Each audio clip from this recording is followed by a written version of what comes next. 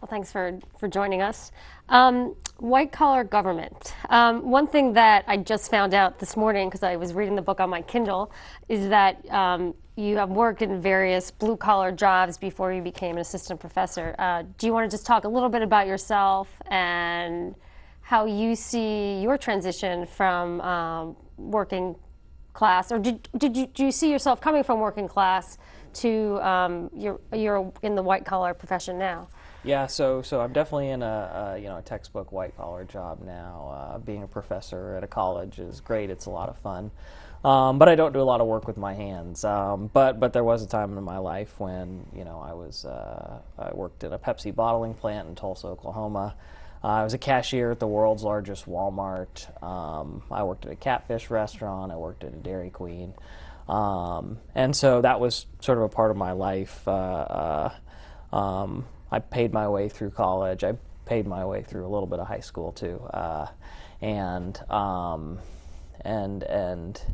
yeah, these experiences were sort of part of the inspiration for the research that I do right now. So my last job before going to graduate school was at a Pepsi bottling plant in Tulsa, and I sort of went from that to a PhD program in political science at Princeton, and it was just a night and day difference, and that kind of contrast between where I came from and this sort of new world that I wound up in brought a lot of the issues that I talk about in this book into really sharp focus for me. Just the differences between how people who have worked in manual labor jobs, worked in service industry jobs, see the world. And sort of the question that I ask in white-collar government is, what about politicians? Do politicians from different classes think differently about economic issues? Do they see the problems facing this country differently from politicians who have never had those experiences, who they started out, their first job out of the gate was law, was business. And so over time, you looked at a find-out period for some of the more meta or micro data from 1999 to 2008, but sort of post-war forward, it's been a steady, it's my understanding, it's been a slight increase over time in millionaires in the Senate and the presidency, but it's been mostly stable. Is that about right? That's exactly right. It's a rare constant in American political life. If you look at, say Congress in 1901, less than 2% of members came from working class backgrounds, got into politics, and then eventually wound up in Congress. Flash forward to the present day, the average member of Congress spent less than 2% of their career doing manual labor jobs, doing service industry jobs.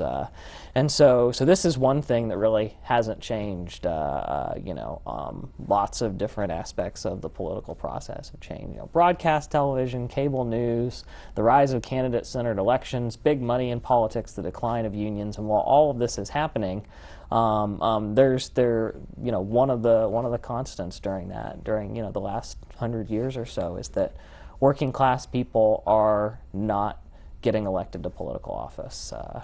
You talk about the founding fathers. I think one founding father, you mentioned Hamilton a couple times in the book, and his view that the merchant is probably going to be able to represent the worker, probably have his best interest at heart. It sounds like from your data, from the studies that you've looked at, you don't think that's the case.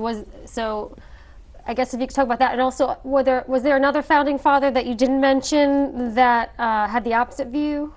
So I'm glad you brought up the founding fathers. The question that I talk about in this book is really, does it matter that working class people aren't getting into our political institutions? Does it matter that almost no one in our policymaking institutions has real experience in the working class? And that's a debate we've been having in this country since the founding, since even earlier. So Alexander Hamilton, James Madison, they weigh in the Federalist Papers, and their argument is one that's stuck around ever since, and it basically boils down to this.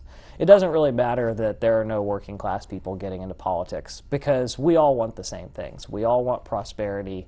We all want growth, and today was sort of the modern version of that is, what's good for General Motors is good for the country, and vice versa. What's the harm in sort of letting the business owners, the white collar professionals, call the shots? Because we all want the same thing at the end of the day. And so this is sort of one really old school of political thought in this country.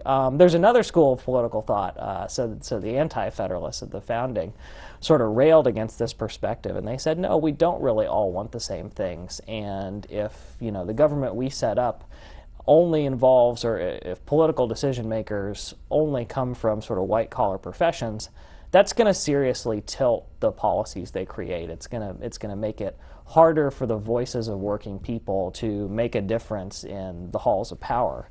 And so this is sort of a long-standing debate. And the reason why I wanted to write this book and why I got interested in this question is that these debates have been going on, since the founding, and people have brought anecdotes and speculation, to these debates.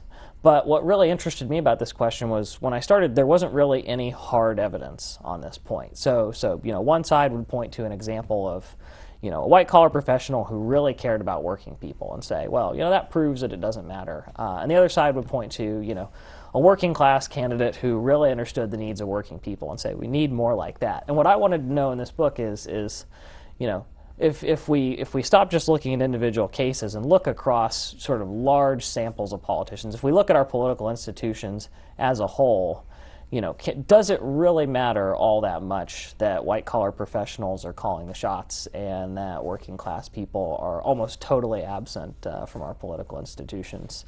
So I really wanted to take this old debate and try to bring the best empirical evidence, the best data I could possibly bring to bear on the question. And that's what I've tried to do in this book. So the main data set, I think you look at various bits of data, but historical data, but you looked at 783 lawmakers. That's right. From 99 to 08. And I think that you found 13 of those, 13 of 783 spent a quarter or more of their time in a blue-collar job. Talk a little bit more about what sort of the findings were, and then I'll ask you to talk about Linda versus Loretta Sanchez, which is a nice example of does it matter, occupation versus income versus socioeconomic status. Absolutely. So one of the real challenges in doing this research was that when I started, there wasn't sort of a good database of, if you just said what percent of the average member of Congress's career before they got into office did they spend doing white-collar versus blue-collar jobs? And when I started out, I couldn't really find any sort of database, just a spreadsheet that had this information. And so the first task for me in doing this research was just to actually create that, to go through, and so with the help of research assistants, I went through all 783 of the unique men and women who served in the 106th through 110th Congresses, so 1999 through 2008. And the question I asked is what did you do for a living before you got into political office? And so for each of them, we pulled together from a half dozen different sort of almanacs every piece of information we could find about the jobs they did before they got into political office. And that was sort of an interesting project just in and of itself to find out all these different facts. So for instance, Orrin Hatch, who I always had known, I knew Orrin Hatch was a lawyer before he got elected to Congress.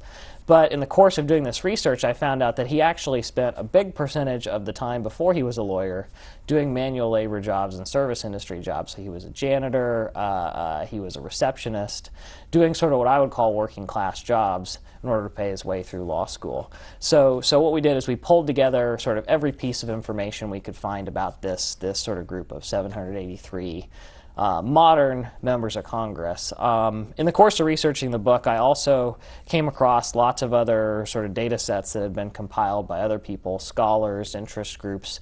And what I tried to do in the book is really look at all of them, use every available piece of information. And the thing that was really striking to me was that I got the same answer every time, whether we're looking at sort of, really detailed data on modern members of Congress, or sort of there's a classic survey in political science called the American Representation Study, which was conducted in 1958, and these two political scientists surveyed a representative sample of U.S.